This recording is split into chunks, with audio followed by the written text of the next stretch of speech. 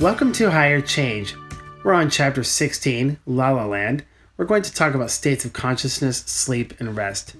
The main point of this lesson is that understanding the different stages of the sleep-wake cycle is important to understanding how the brain changes states of consciousness. In this lesson, we're going to talk about what it means to be conscious. We'll differentiate the different levels of consciousness. We'll describe the biological process of the sleep-wake cycle. We'll explain why we sleep and why we dream. And we'll identify the different stages of sleep. And then we'll differentiate some sleep disorders. And lastly, we'll look at how sleep and health are related to each other. First, let's understand the difference between consciousness and conscience. There are three words that are spelled similarly and are often confused, but they mean different things. What do they mean? Let's take a minute or a few minutes to understand how they're different. First, consciousness is a noun. It's defined as a person's awareness of everything that is going on in the world around her or him at any given moment, or being awake, basically. That's consciousness. So it's about awareness about the world around us and about ourselves. Basically, being awake. If someone is conscious, that's an adjective. That basically means that they are alert and aware of their surroundings. So this is related to the first. The only difference is that consciousness is a noun. It's the state of awareness. And conscious is the adjective, which basically describes somebody. Okay, so they're related. However, these should not be confused with a similar but different word, conscience, which is a noun, but it means an inner feeling or voice as acting as a moral guide to the rightness or wrongness of one's behavior. And Freud called this the superego, if you recall from his tripartite theory of personality. So that's conscience. So just to go into a little more depth on that, the words are confusing because both come from the same Latin word, conscire, and I don't know how to pronounce it because I don't speak Latin, but that's the root word, which implies being privy to or aware of something.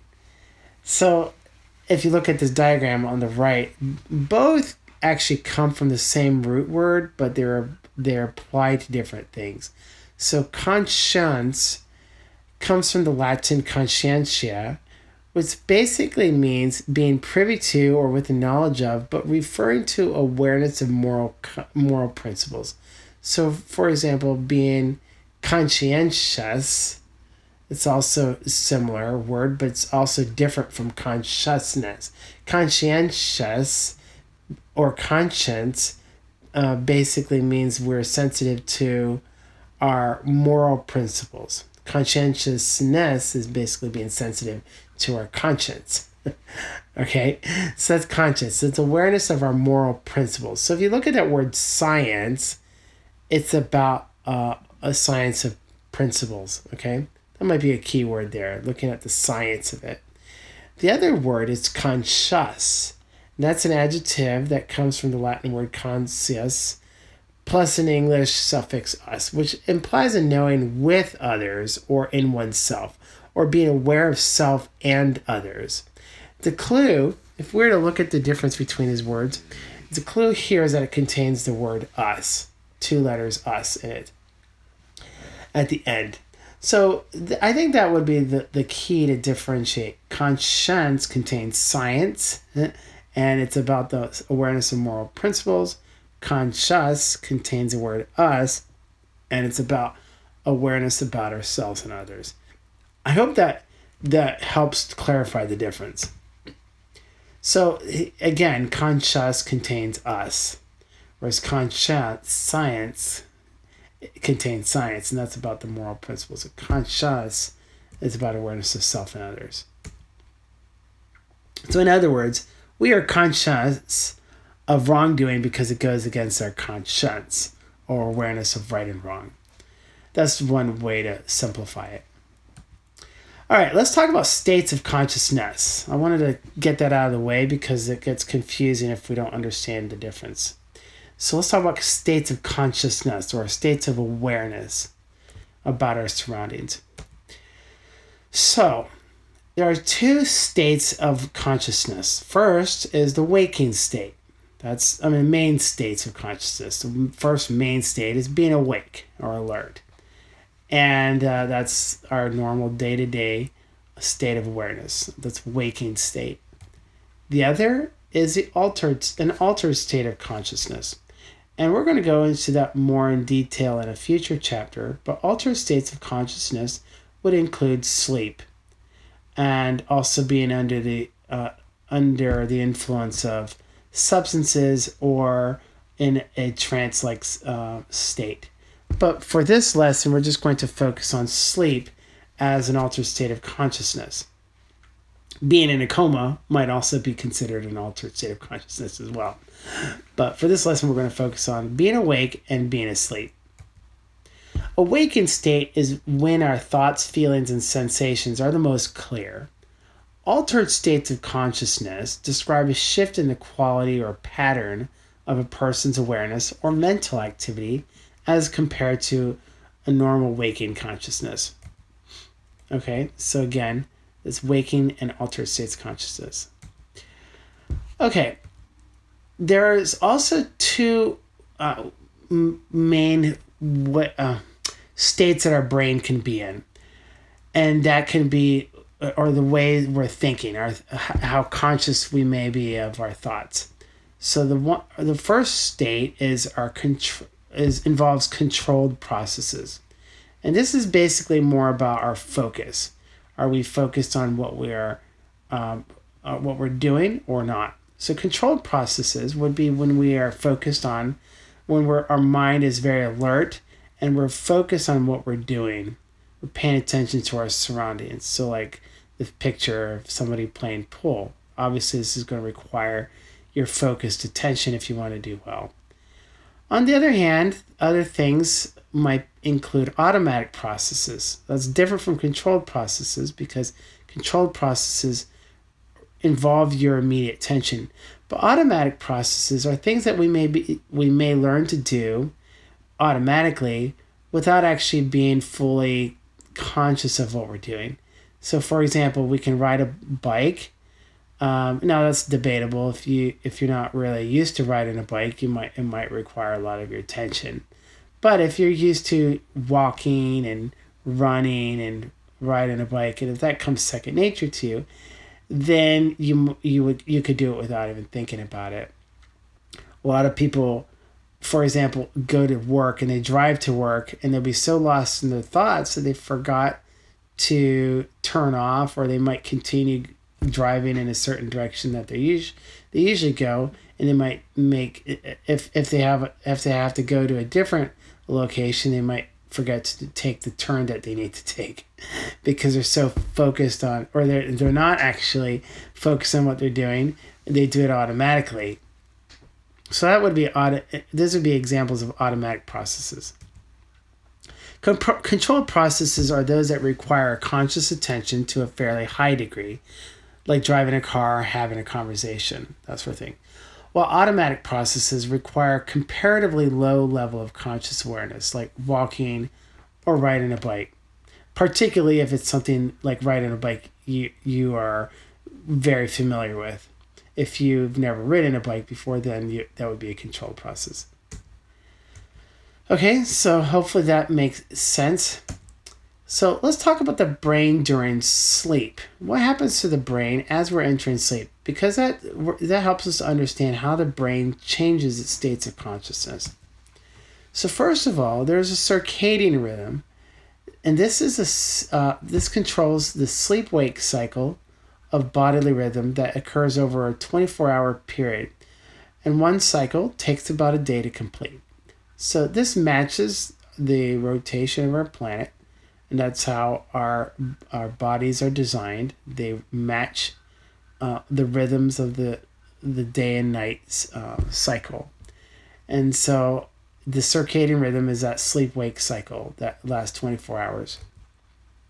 The cycle is regulated by the suprachiasmatic nucleus, which is the internal clock that tells people to wake up or fall asleep. which is located in the hypothalamus, a tiny section of the brain that influences the glandular system. So the suprachiasmatic nucleus is something you should know. Again, that is located in the hypothalamus, and it is the internal clock. It tells people to wake up or fall asleep. Now, there's several explanations that have been given to why we sleep. People who believe in evolution have a theory that sleep evolved to be at night because that's when predators were the most active, and so that's when we would go to sleep. We don't need to be running around when we'd be more prone to predators. The restorative theory of sleep is a theory of sleep that proposes that sleep is necessary to the physical health of the body and serves to replenish chemicals and repairs cellular damage. And so this is something that's very important we're going to talk about later as we talk about the health benefits of sleep. But that's the restorative theory. We'll talk a lot about that. Sleep deprivation or a loss of sleep that results in irritability, an increase in concentration problems, an inability to perform simple tasks, and microsleep, which are brief sidesteps into sleep lasting only a few seconds. So this is all due to sleep deprivation. For example, if you've been going without sleep, you might find yourself slipping into a little tiny sleep. Now, that may not be a problem unless you're in a critical situation like driving, for example. Some people will be driving all night and then their eyes will start to shut without them even realizing it. And that's dangerous because just a few seconds of your eyes being closed could get you killed, especially if you're driving. There are 3 stages of the sleep-wake cycle. We are either awake or asleep, so that could be the 2 main categories, except that being asleep is divided further into 2 different types of sleep.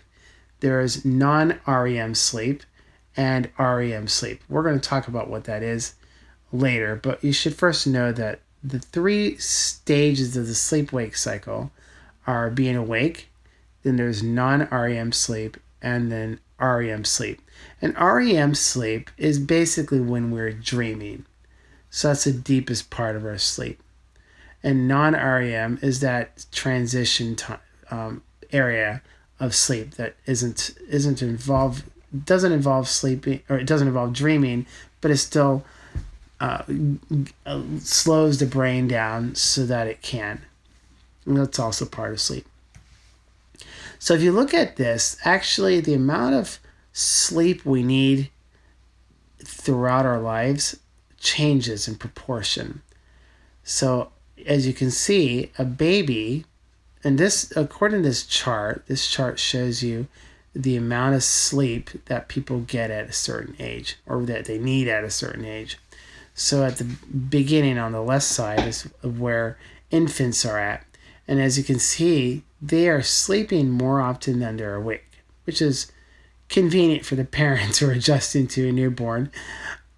They sleep a lot. They sleep more than they're awake. And when they're awake, they're crying a lot. So yeah, 16 hours out of 24, they're sleeping, and they're only awake for eight of those hours. Now, as we get older, seniors they require less and less sleep, down to 6 hours of sleep. But also, we want to look at how much REM sleep people get. So infants, they are dreaming half the time that they are sleeping. So of the 16 hours that they're sleeping, 50% of that, or 8 hours, they're actually dreaming. And we know that because the eyes move. And and we can also look at brain activity as well. But after that first year, the REM sleep drops off drastically, and so does sleep overall. And then the amount of sleep required drops down to 12 hours a day for a toddler, and it continues to decline to about 8 hours a day for an average adult. But even then, among a part of that sleep, you can see that the amount of REM sleep that we typically get each night is only a couple hours out of a total of 8 hours each night. Okay, so infants need far more sleep than older children and adults, which is actually a problem because many people have a hard time getting their child to sleep. And so it's really key to make sure that your child is getting adequate sleep because it can affect their development. Now, both REM sleep and non-REM sleep decreases dramatically in the first 10 years of life, with the greatest decrease in REM sleep. As I said, nearly 50% of an infant's sleep is REM, compared to only 20% for a normal, healthy adult. Okay, so we talked about the main stages or states of consciousness and the stages of entering into sleep. That was awake, non-REM, and REM. But let's look at the stages of sleep more in detail. First are types of brain waves when falling asleep. And one easy way to remember this is using the acronym BATD, B-A-T-D. This should help you remember the different types of brain waves in order. So B stands for beta waves. When we're wide awake, our brains register smaller and faster brain waves that indicate a person is wide awake and mentally active. So you can see this is normal waking state, and as you can see, the brain waves they're wide and active, just like a person's wide awake, okay, and mentally active. Now, as someone is about to go to sleep, they start to produce alpha waves. These are brain waves that indicate that a person is relaxed or drowsy. This is pre-sleep. So you can see that the waves become more looser, not as wide, and that's basically it. So it's just not as pronounced, not as wide. So those are alpha waves. Then theta waves are when a person is entering a light sleep. This is the first stage of sleep. A light sleep is known as N1. As you can see, the waves are flattening out, and there's still some bumps, as you might call it, but they're definitely a lot more flatter. And those are theta waves. And then the last type are delta waves. That at least you should know. Some people also refer to gamma waves, but for this purpose, we're just focusing on these four. So delta waves are the slowest and longest waves when a person has entered deep sleep. So deep sleep, it almost looks like the brain is flatlined, except that obviously there's still some motion, still some waves, but it really looks a lot flatter. And this is known as N3. This is the deepest state of sleep outside of REM, which we're going to look at. So there are three stages of non-REM sleep. Again, we haven't talked about REM sleep just yet. These are the three stages of non-REM sleep right before we get to REM. So those three stages are N1, N2, and N3. N1 is when we are in a light sleep. We might experience hypnagogic images or a hypnic jerk. And this is basically when we are imagining things, we see things that we're imagining, or we might experience the feeling of falling, and we might, and that feels like a quick jerk in our body, and that has a lot to do with our brain and our bodies falling asleep. Sometimes those things can occur. N2 is indicated by the presence of sleep spindles, which are basically bursts of brain activity. So as you look at the brain waves are slowing down for the most part, but every once in a while you'll see these little spindles. And this phase is when the body's temperature, breathing, and heart rate decrease. So this is different from N1 and N3 in the sense that while the brain waves are slowing down, first of all, you will one main difference are the sleep spindles, which are those bursts of activity, but also this stage is marked by changes in body temperature, and the breathing is slowing down, and the heart rate decreases. And these things can really slow down a lot if you're paying attention or monitoring your heart rate and breathing.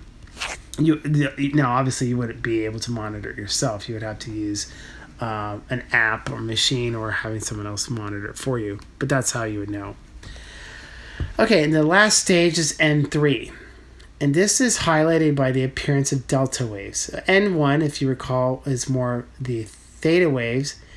And then the N3 is highlighted by the appearance of delta waves.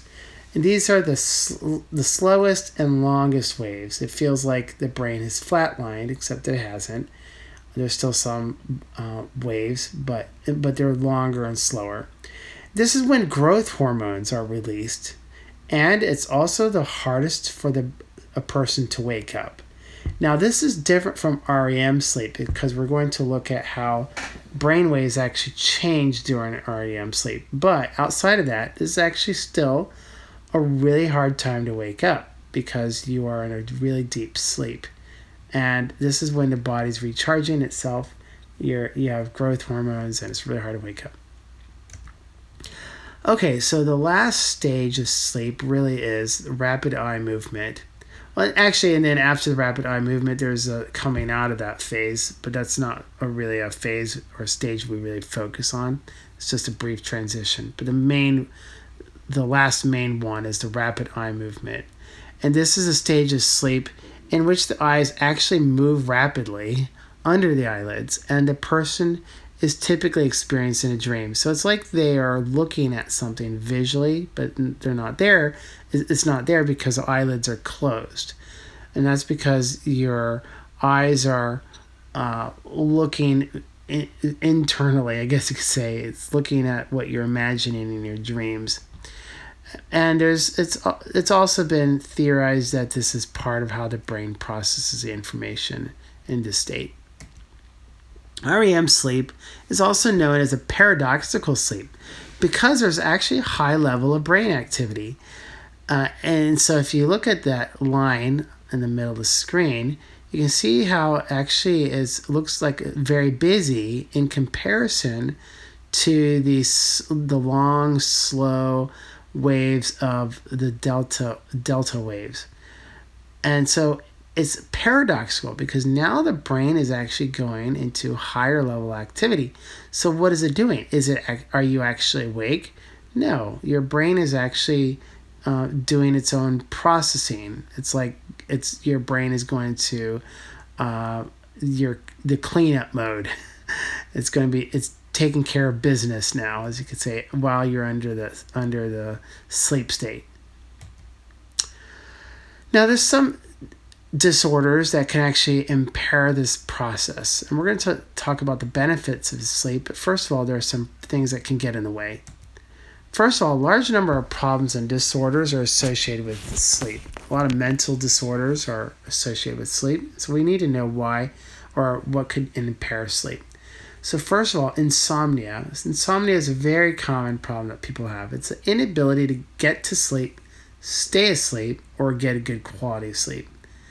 And why do people have insomnia? A lot of times people can't sleep because of maybe something they ate, or it could be simply that their brain is working really hard. They may be anxious about school or work. They may be anxious about their relationships, or they may be under a lot of stress, or they could have suffered from trauma, and maybe they have a hard time sleeping. There's lots of health issues that could cause people to have insomnia. Having a lot of stimulants, or like I said, food.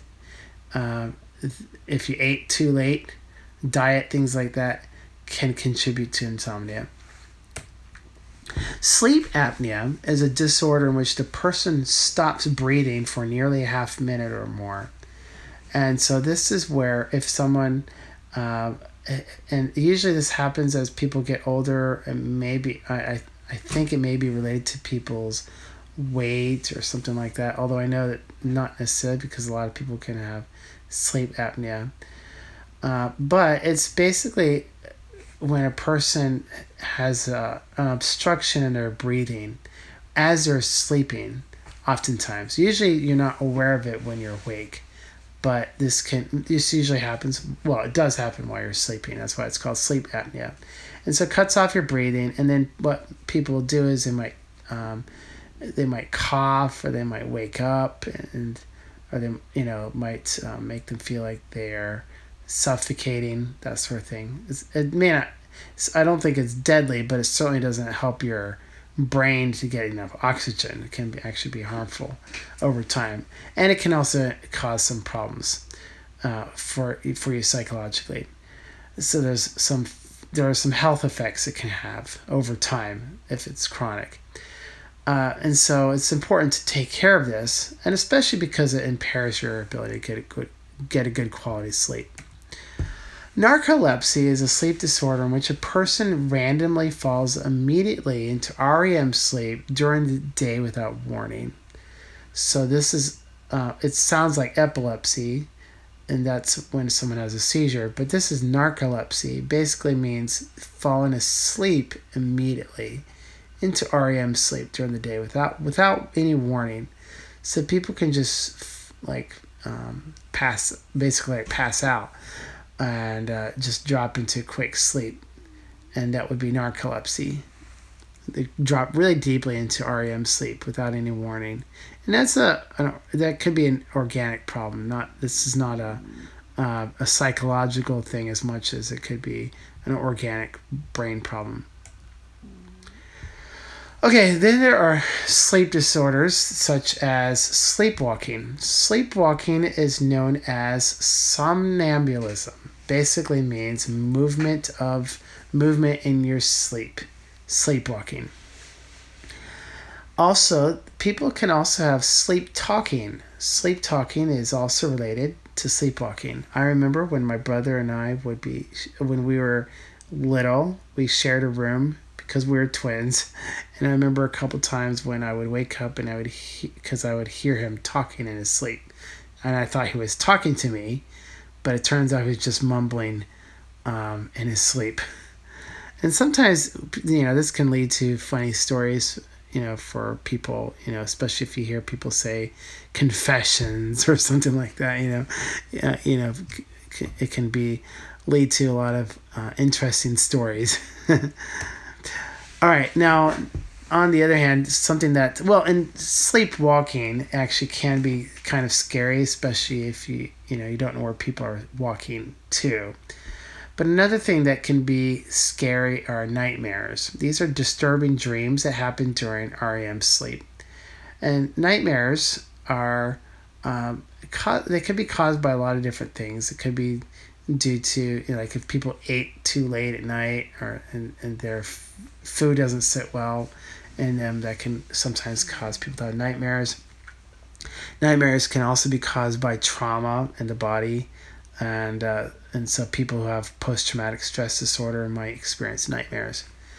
So that's nightmares. Now, there's also night terrors. A lot of people don't know what that is. Night terrors are different from nightmares. Night terrors are when a person experiences extreme fear. We're talking about extreme fear, and screams, literally screams. Most of the time when people have a nightmare, they might wake up in a panic, or they might scream in their head, but they don't actually scream out loud. You wouldn't necessarily hear them screaming. But people have night terrors can actually scream out loud, and they flail or run around during deep sleep without even waking fully. So they can actually do all these things. They can scream, toss, flail, and run around, all during deep sleep without even waking. And these are often paired with sleepwalking. So that's why, I said walking around, and they can run around. So that's why it can be paired with sleepwalking. So it's pretty scary if you think about it. This affects 40% of children, and yet is very rare, relatively rare among adults, as most children outgrow this by their teenage years. So this is really a disorder of childhood. And however, even though it's frightening, these are not usually a cause for concern because children will grow out of this. I've actually witnessed this myself among a relative, little girl, and she had a night terror, and she was screaming in her sleep, and we tried picking her up and comforting her, and she never woke up. She just went right back to, she calmed down and continued sleeping. She was sleeping the whole time, and I don't think she even knew ever what happened the next day. Even though it sounded like she was you could tell she was having a bad nightmare because she was screaming. But I've also witnessed adults do this as well too, but it's very, very rare. Another really odd sleep disorder is REM behavior disorder.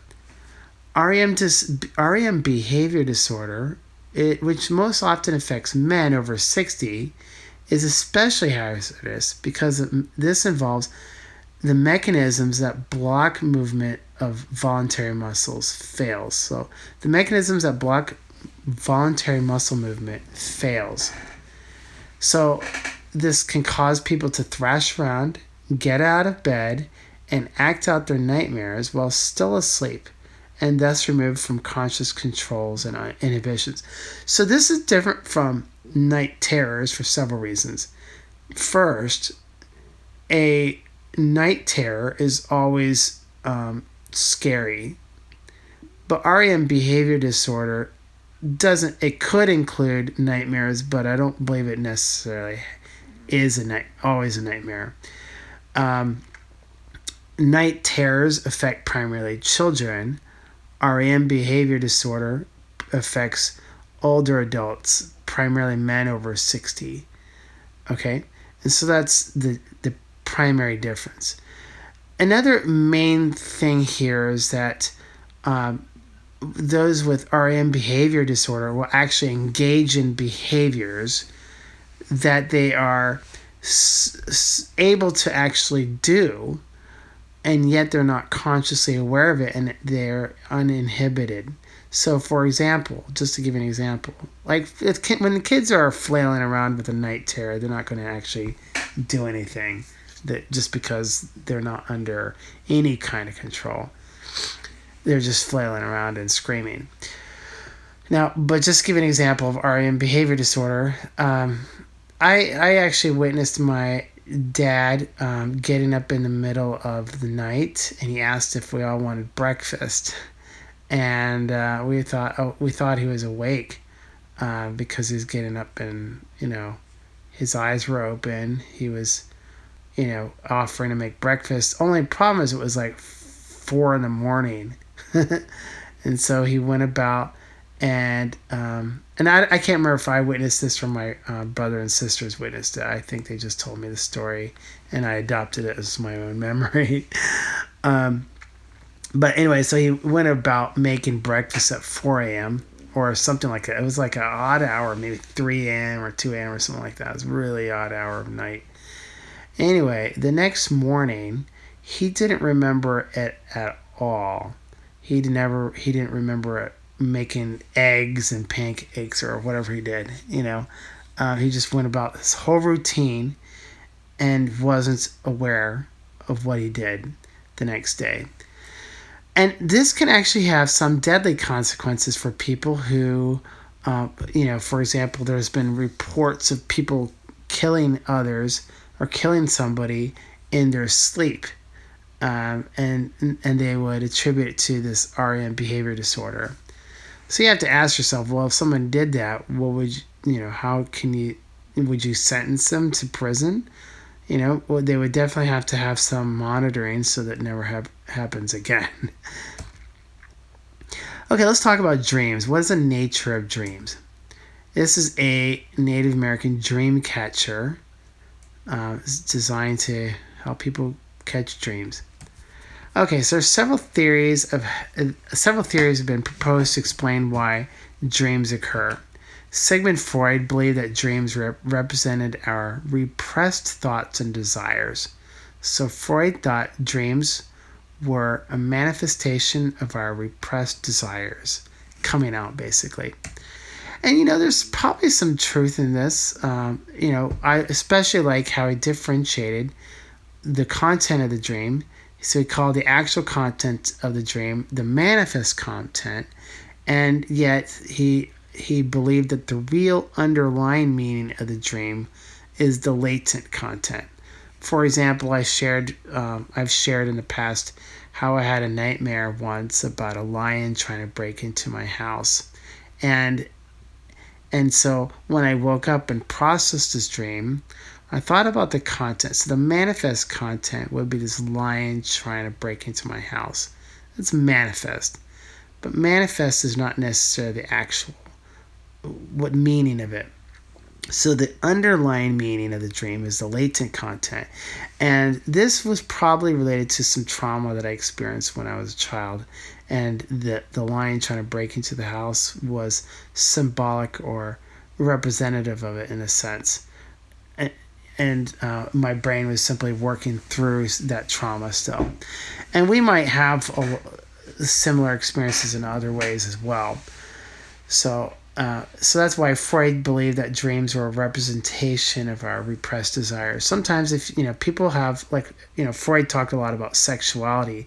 So one of the most common themes in dreams are sex related. And so of course he would say that dreams are a way for our sexual desires to be released or to be processed.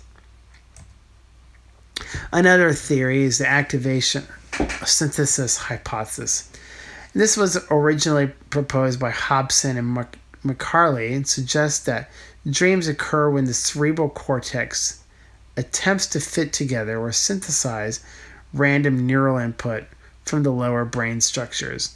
So again, this is a hypothesis that says that dreams are a synthesis of random input from the lower brain structures. Basically, when we go about our day, we create memories, and our brain has to organize these and sort through them.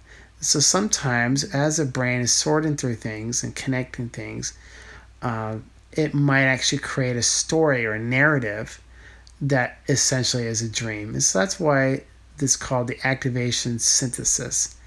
It is synthesizing the information essentially into the brain. And so that is a hypothesis. Explains how dreams are produced. And that's actually the theory I hold to the most. I believe that's really essentially what dreams are. So our brains are going to work to clean house and organize and clean up things while we're sleeping. Okay, so as we talked about the nature of sleep and dreams, it's also important to understand how these things are connected to our health.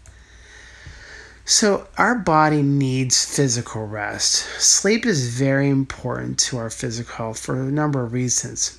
First, sleep helps heal. It heals and repairs your heart and your blood vessels. If we're constantly on the go, it doesn't give our cardiovascular system a chance to rest. So when we sleep, our heart can actually physically rest and slow down. Because it never stops, our heart is constantly beating. So it needs some time to slow down and relax a little. And so that is when we sleep. So it gives our heart, our cardiovascular system, a chance to heal and repair. Also, our muscles need time to heal, especially if you've been exercising or you worked out or you've exerted your muscles. Your muscles also need time to repair and heal, and that's done primarily when you're sleeping. So if you're trying to build muscles and you're exercising at the gym, then you really need to make sure you get adequate sleep, because that helps you to rebuild your muscles. Sleep also helps to rebuild your immune system. If you don't get enough sleep, it's going to compromise your immune system. You're going to be more susceptible to colds and viruses and things like that. So if you want to maintain your immune system, you need to get enough sleep. Sleep also helps to clear neurotoxins from the brain. Basically, our brains can build up toxins, and sleep is an important it's important for cleaning house, literally. And if we don't get enough sleep, this can lead to a buildup. And the buildup of toxins in the brain has been linked to Alzheimer's disease. So that's, I don't know if they have conclusively linked directly, but if you want to make sure you don't have the buildup of toxins, then you might want to get enough sleep. Also, sleep is important for managing your blood sugar. Your glucose levels drop while you're sleeping. And if you don't get enough, and which is good because it allows your system to reset itself. So if you don't get enough sleep and it doesn't give your body that chance to slow down in its sugar, and so you'll end up having a high level of sugar all the time. And poor sleep is linked to diabetes. Okay, so if you don't get enough sleep, as we've seen, it can indirectly possibly be related to Alzheimer's disease. It is definitely connected to heart disease, kidney disease. It can be connected to high blood pressure, stroke. It can also be connected to diabetes. And it messes with your appetite, which can also be one reason why poor sleep is highly linked to obesity as well. So if you want to lose weight, then you need to make sure you get enough sleep. Sleep is also important for our mental health. Sleep is important for improving your memory. For if you're trying to remember people's names, remember things for school, you need to get enough sleep because that improves your memory ability. And sleep is also important for our mood. If we don't get enough sleep, we're actually more susceptible to being cranky and sensitive to our emotions. We'll talk about that more in a second. Sleep problems can be a symptom of, it can also be a symptom of mental health problems like mania or depression. People who suffer from depression, for example, may have difficulty falling asleep. And that's a big problem. One of the symptoms of depression is insomnia. And so something to be aware of. Sleep problems are common in people with anxiety, depression, bipolar, and ADHD. So especially anxiety and depression. Anxiety, of course, makes sense because if you're always anxious, your mind is always going, you're going to have a hard time resting and getting sleep. But sleep problems can also actually contribute to mental disorders. It's not only it's cyclical. If you look at that diagram, mental disorders can cause sleep problems, but sleep problems can also cause mental disorders too, and because it can disrupt the body's ability to regulate itself.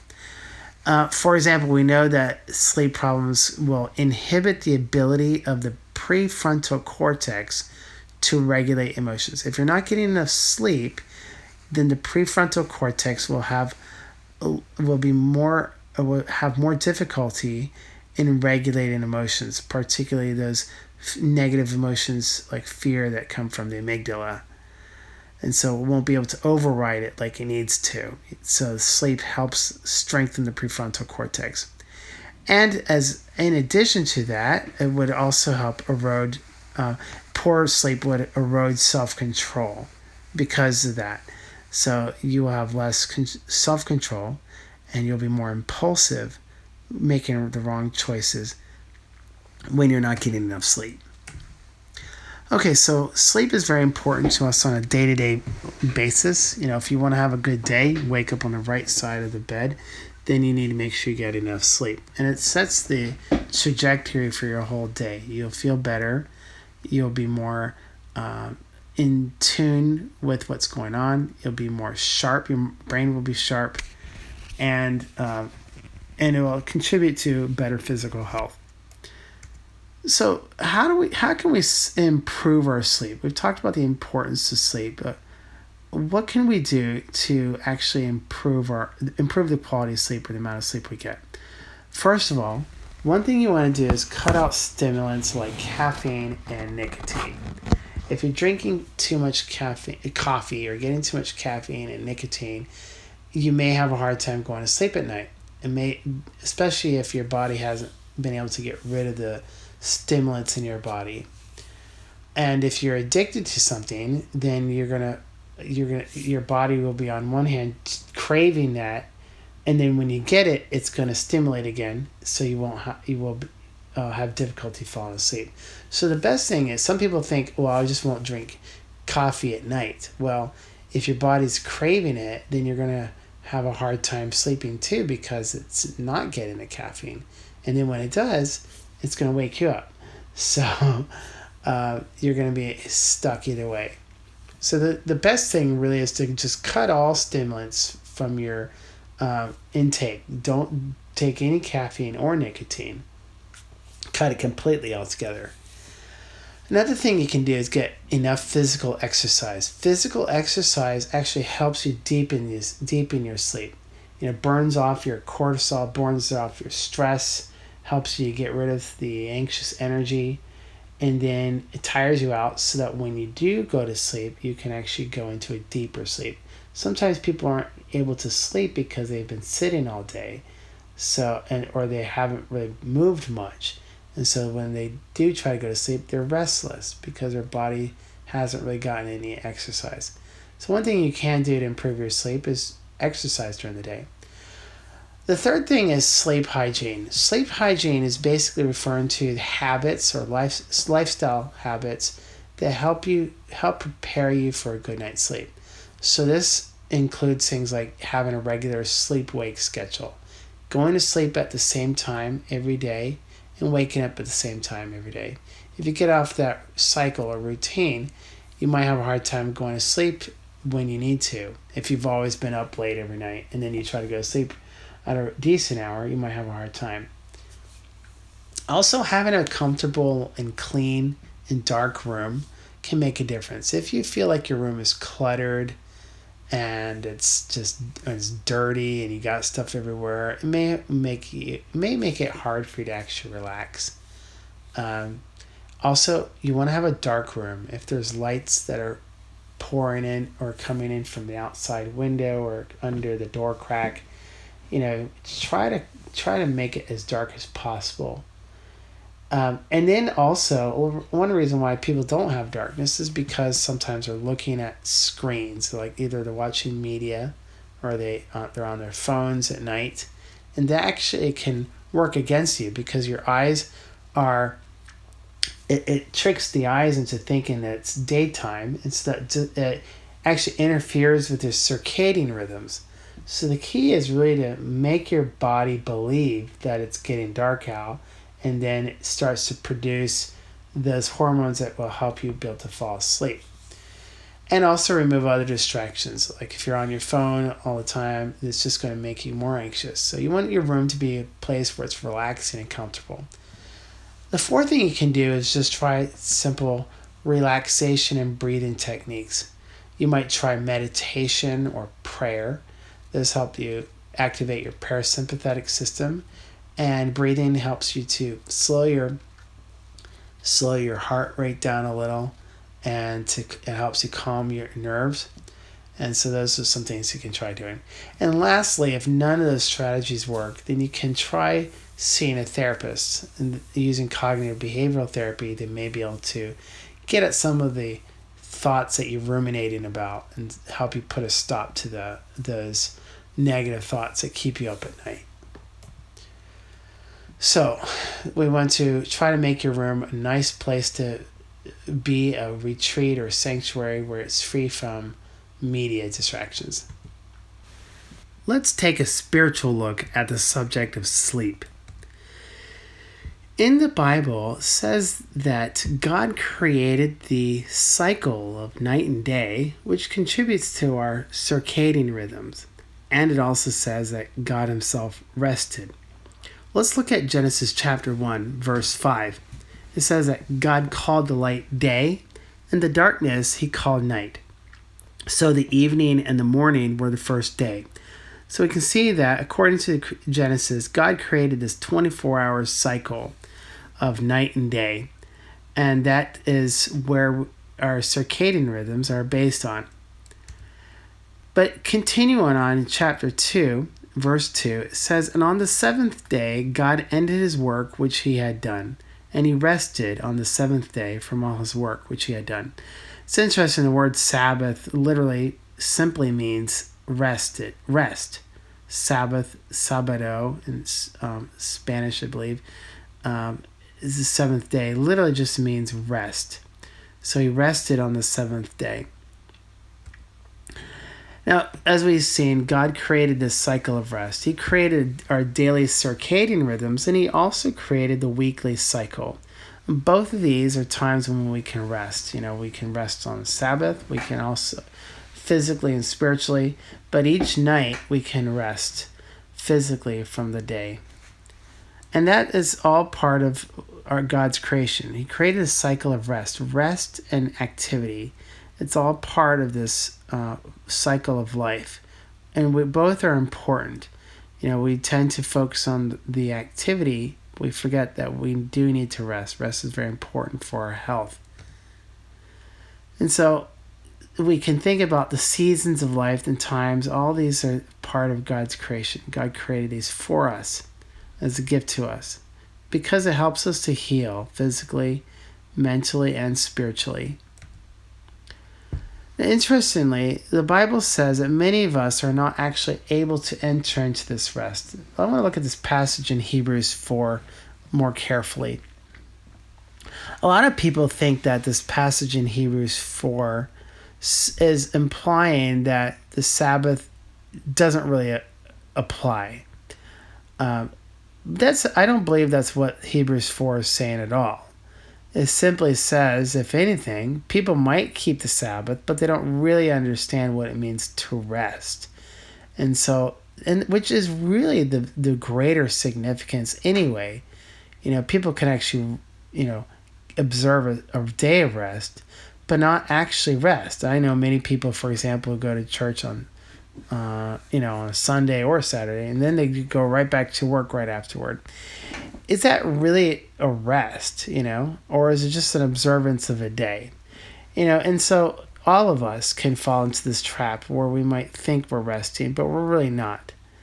And so that's why I believe the writer of Hebrews is inviting us to really find out what it means to rest. And so Hebrews 4 says, "There remains therefore a rest for the people of God. For he who has entered his rest has himself also ceased from his works as God did from his." So Jesus rested, God rested. It says, as we saw in the creation story, even God rested from his work. So if God can rest, then surely we must rest also. But what does it mean to rest? What does it mean to rest from our work? So many of us have a hard time going to sleep at night simply because we're still trying to work. We're trying to work on our relationships. We're trying to figure out how to solve problems. We're still trying to do work. And, in fact, some of us are on our phones. But to rest at night simply means that we have to be able to surrender the things that worry us, the things that stress us out. Surrender it to God and trust that he will take care of it for us so we can go to sleep at night and actually have peace. I just want to end with this one verse, and this is from Psalm 4:8. And this is the psalmist writing, "I will lie down and sleep in peace, for you alone, O Lord, make me dwell in safety." This is just a reminder for us that we can find peace and sleep in peace at night because we know that God is taking care of all of our problems, and we can dwell in safety in him. He will take care of everything for us. And we don't, Jesus tells us there's enough, today has enough days, enough worries of its own. And so why worry about tomorrow? So all we need to do is just worry about today, and that's it. But then at the end of the day, there's nothing left to worry about. The day is over, and all we can do is go to sleep and just trust that God will take care of it. So that's my hope for you, that you can find that peace in your life. We're going to go on to chapter 17 next, and that is called Earth Calling Anyone Home. And we're going to talk about blocks to awareness, and I hope you can join me for that chapter. Thank you.